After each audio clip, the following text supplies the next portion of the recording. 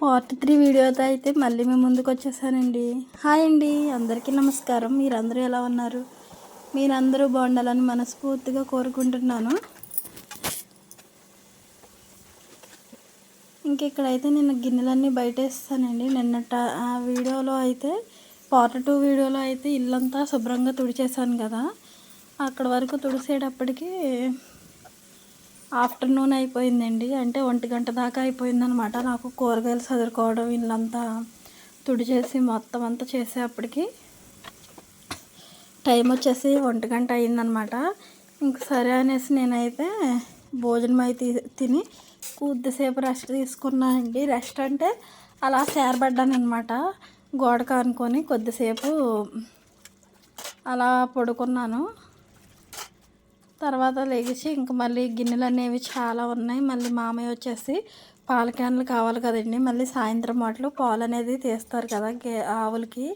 పాల క్యాన్ అయితే ఒకటి కావాలి, అందులో మళ్ళీ వెళ్ళిపోతారనేసి 2ంటికి లేచి నేను ఇంకా తిన్న గిన్నెలు అవన్నీ బయట వేస్తానండి. ఇంకేమి ఇంట్లో గిన్నెలు ఏమన్నా ఉంటే అవన్నీ గిన్నెల్లోకి వేరే గిన్నెల్లోకి ఎత్తి పెట్టేసి మంచిగా కర్మయన్నీ బయట పడేసాను అనమాట. తోముకునేవి అవి పడేసి అవన్నీ పడేసి ఇంక నేను వచ్చేసి ఇక్కడ గిన్నెల దగ్గర అయితే కూర్చొని గిన్నెలు అయితే తోముకుంటా ఉన్నాను.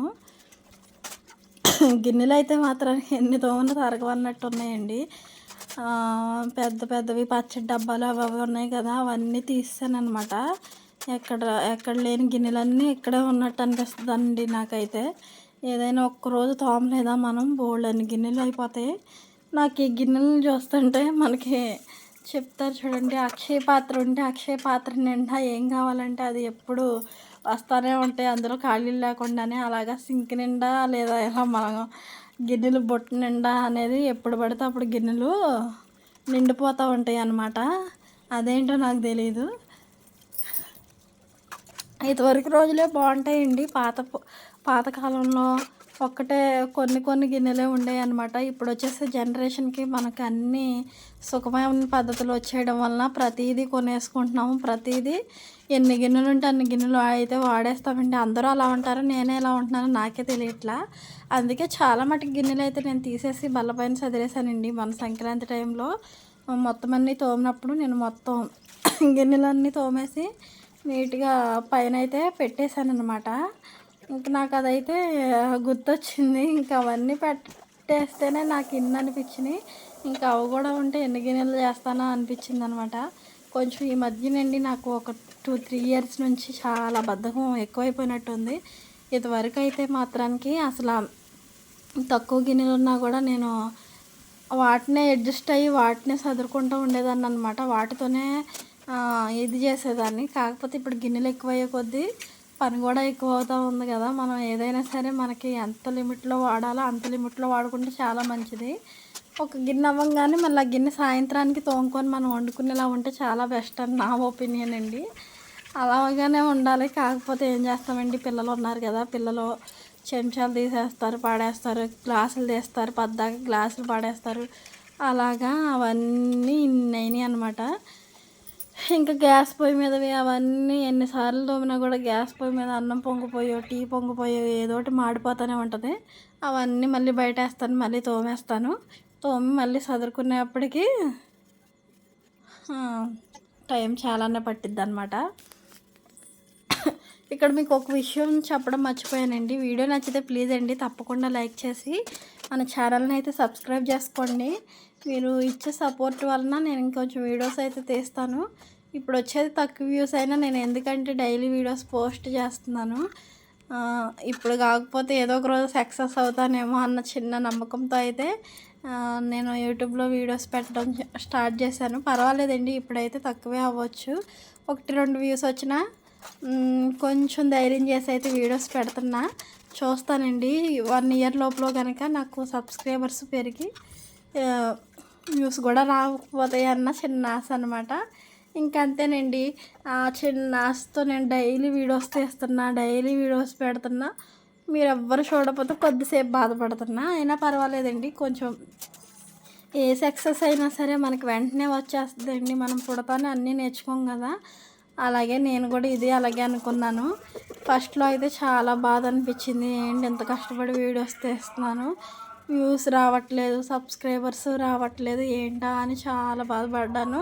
కానీ తర్వాత అర్థం చేసుకున్నది ఏంటంటే, మనం ఏదైనా సరే పుడతానే మనకి ఏది వచ్చేది, ఆ పని అయినా సరే లేదా మనం జీవితంలో సాధించేది ఏదైనా సరే ఫస్ట్ నుంచి మనకి ఏం తెలియదు. కాకపోతే తర్వాత కొంచెం నేర్చుకుంటాం కదా. అలాగే ఇది కూడా అనమాట. యూట్యూబ్ జర్నీ కూడా అంతే. మనం స్టార్ట్ చేయగానే సక్సెస్ అవ్వాలంటే అది మనకి సాధ్యమవని పని అని నాకు అర్థమైందనమాట. అలా పెడతా పోతే ఏదో ఒక వీడియో అన్న వైరల్ అవ్వదాన్ని చిన్న ఆశతో అయితే వీడియో స్టార్ట్ చేశాను. నాకేం కాదండి, యూట్యూబ్ అంటే ఏంటో ఒక ఇంట్రెస్ట్, పిచ్చి అనుకోండి. అలా వీడియోస్ తీసి పెడతా ఉంటే నాకు ఎప్పుడన్నా లైఫ్ టైం మెమొరీస్ కింద ఉంటాయేమో అనేసి చిన్న ఆశ. ఇప్పుడు కొంచెమే తీస్తున్నానండి. కొంచెం సక్సెస్ అయితే మంచిగా తీయాలనిపిస్తుంది కదా మనకైనా, వీడియోస్ వైరల్ అవుతే. సరే అండి, అలా ట్రై చేస్తూ ఉంటాను. ఏదో ఒక రోజు లక్ష్మీదేవి తలుపు తట్టినట్టు ఏమంటారు, సక్సెస్ అనేది ఏదో ఒక రోజు తలుపు తట్టకుండా ఉంటుందంటారా? చూద్దాం. మీ అందరి అభిమానం ఉంటే ఎలాగైనా సక్సెస్ అనేది నా ముందుకు వస్తుందని నేను ఆశిస్తున్నాను. ఇక్కడ వచ్చేసి ఇది కారం అండి. కారము సంవత్సరానికి ఒకసారి ఆడించుకుంటాం అన్నమాట. మే నెలలో మనకి ఊరగాయ పచ్చడి పడతాం కదా, అదే టైంలో కారం మిరగాయలు కూడా తీసేసుకొని కారానికి అయితే మిరగాయలు ఆడిచ్చేసుకుంటానండి నేను. ఎప్పుడు ప్రతి సంవత్సరం అమ్మ ఆడిచ్చి పంపేది. కూర కారం, చింతపండు అవి అమ్మ పంపించేదండి నాకు ప్రతి సంవత్సరం. కానీ ఈ సంవత్సరం అయితే నేనే ఆడిచ్చేసుకుంటాను అనేసి నేను ఇంకా కారం మిరగాయలు అవి తీసుకోమంటే మా ఆయన ఇంకా తీసుకున్నాను అనమాట. తీసుకొని నేనే ఆడించుకొని ఈ తెల్లది మా అమ్మ ఎప్పుడో మా చిన్నప్పుడండి కొబ్బరి నూనె మేము గుండుగోలలో ఉండేవాళ్ళం. మా తాతయ్య వాళ్ళ ఊరు గుండుగోలను అనమాట, అంటే మా నాన్నమ్మ వాళ్ళ ఊరు. అక్కడ ఉన్నప్పుడు మాకు కొబ్బరి చెట్లు ఉండేయండి. ఆ కొబ్బరి చెట్లు కొబ్బరికాయలు తీసినవి నూనె ఆడించేసి మా అమ్మ ఊళ్ళంపటి కోరుకొల్లు లేదా ఇంకా చాలా ఊర్లండి, లంక, ఆగడాల లంక, అలాంటివన్నీ దగ్గర ఊర్లన్నీ తిరిగి నెత్తి మీద క్యాన్తో పట్టుకెళ్ళి మోసేదన్నమాట. మోసుకొని తీసుకెళ్ళి కొబ్బరి నూనె అమ్ముకొచ్చేది. అలాగే మా నాన్న మామూలు వేసేవాడండి, అంటే చేపలకి మామూలు వేస్తారనమాట. మామూలు వేస్తే ఆ మామూలులో చేపలు కూడా అమ్ముకొచ్చేదండి. బేస్ని నెత్తి మీద వేసుకొని చేపలను వేసుకొని. చిన్నప్పుడు గుండుగోల్లో ఉన్నప్పుడు అయితే అంత సరదాగా, అంటే మాకేమీ తెలియకపోయినా మా అమ్మ అంత కష్టపడింది, మా నాన్న కూడా చాలా కష్టపడేవాడు. ఇప్పటికి కష్టం అనేది తప్పట్లేదండి. వాళ్ళు వ్యవసాయం చేస్తూనే ఉంటారు. ఆ వ్యవసాయానికి వాళ్ళ ఊర్లో ఇప్పుడైతే రీసెంట్గా మేము గుండుగోల నుంచి అయితే అమ్మమ్మ వాళ్ళ ఊరు ఎర్రగుంటపల్లి వెళ్ళారు. అంటే అప్పుడు ఇంతవరకు రోజుల్లో పనులు ఉండేవి కాదండి. నా చిన్నప్పుడు అంటే నా 5th క్లాస్ వరకు నేను గుండుగోలంలో అయితే చదివాను. గుండుగోలంలోనే ఉన్నాము. 5th క్లాస్ 6th క్లాస్కి వెళ్ళే టయానికి అమ్మమ్మ వాళ్ళ ఊరు వెళ్ళాము. అక్కడ ఇళ్ళ చోటు కొనుక్కున్నామండి. మాకు ఎద్దుల బండి గట్ట ఉండేవి అనమాట. అవి కొన్ని వాటిని తీసేసి అమ్మమ్మ వాళ్ళ ఊరిలో స్థలం కొనుక్కొని అక్కడ చిన్న హౌస్ అనేది చుట్టిల్లండి, తాటాకులతో ఇల్లు అయితే వేసుకొని ఒకటే గది అనమాట, అందులోనే ఉండేవాళ్ళం.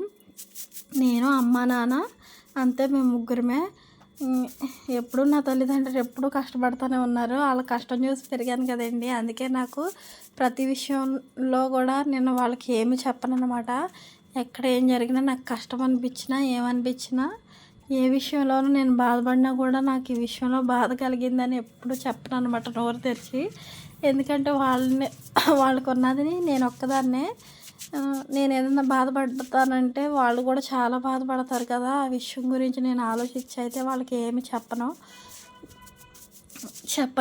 ఇంకా వాళ్ళ బాధను నేను చూడలేను, నా బాధను వాళ్ళు చూడలేరు. కాబట్టి ప్రతిదానికి ఎంత చిన్న విషయం అవనివ్వండి, నేను అంటే వాళ్ళకి ఫోన్ చేసి కానీ ఇలా జరిగింది ఏ విషయంలో అయినా నేనేమి చెప్పను అనమాట. దేని గురించి కూడా వాళ్ళకి చెప్పను.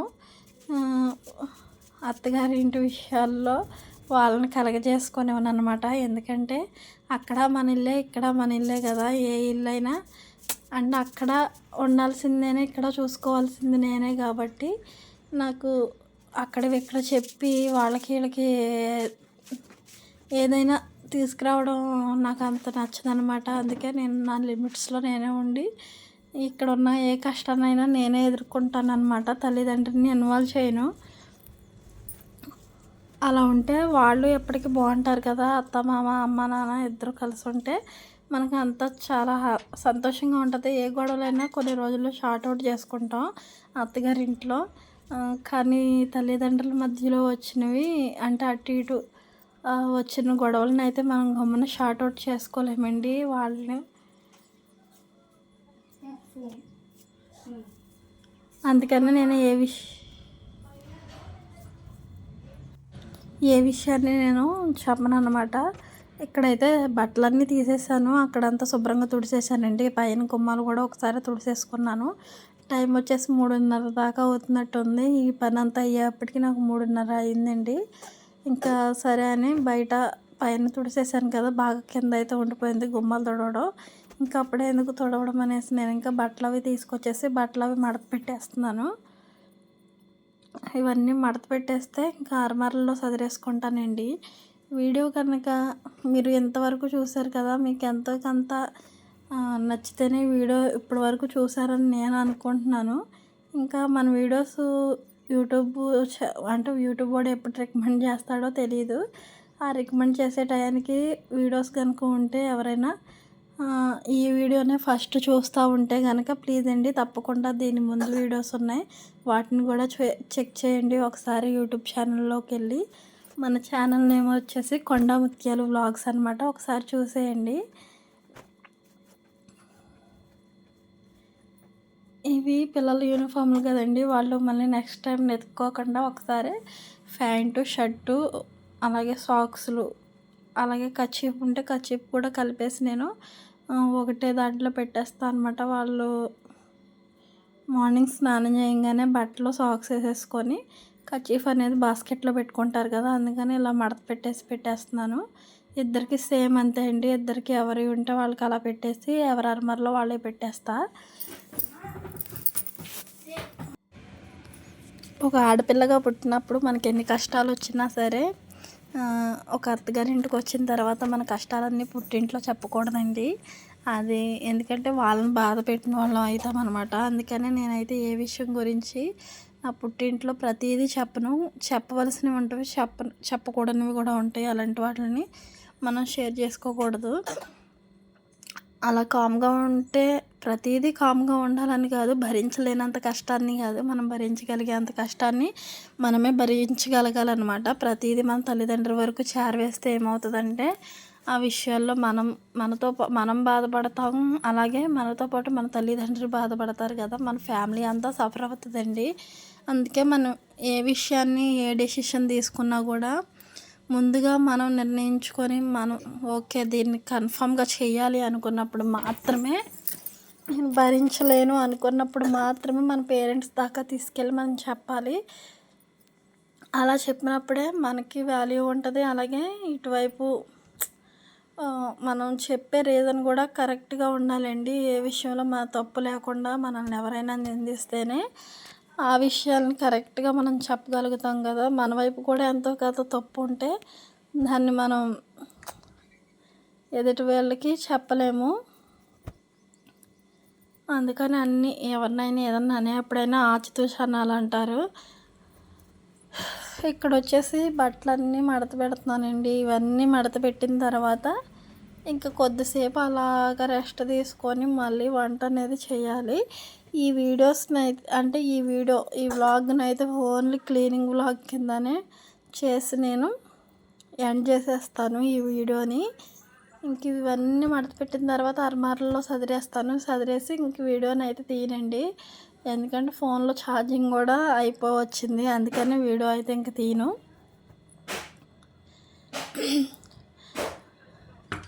ఒకటే ఫోన్ మూలన అన్నీ ఇందులోనే చేసుకోవాలి కదండి, అందుకని నాకు అవ్వట్లేదు అనమాట. ఈ ఫోన్లో ఛార్జింగ్ అయిపోతుంది, కొంచెం ఎక్కువ వీడియో తీసేటప్పటికి మళ్ళీ నేను ఛార్జింగ్ పెట్టుకొని తీయాలి కదా, టైం చాలా పడుతుంది అనమాట. అందుకే నేను వీడియోస్ కొన్ని అక్కడక్కడ కొన్ని క్లిప్స్ మాత్రమే ఎప్పుడన్నా తీస్తూ ఉంటాను. అలాగే 7 శనివారాల వ్రతాన్ని కూడా స్టార్ట్ చేశానండి, మీకు చెప్దాం అనుకుంటున్నాను కానీ చెప్పలేకపోయాను. అది వ్లాగ్స్ తీద్దాం అనుకున్నాను కానీ అవ్వలేదు నాకు. ఒకవేళ ఏమన్నా చిన్న క్లిప్స్ తీసానో అవి కనుక ఉంటే నెక్స్ట్ వీడియోలో మీకు షేర్ చేస్తాను, అప్పుడు చూడండి. చూసి మీరు చెప్పండి ఎలా ఉంది ఏంటి అనేది. వీడియో ఇంతవరకు చూసారుగా, వెళ్తూ వెళ్తూ చిన్న లైక్ ఇచ్చేయాలండి. బాయ్.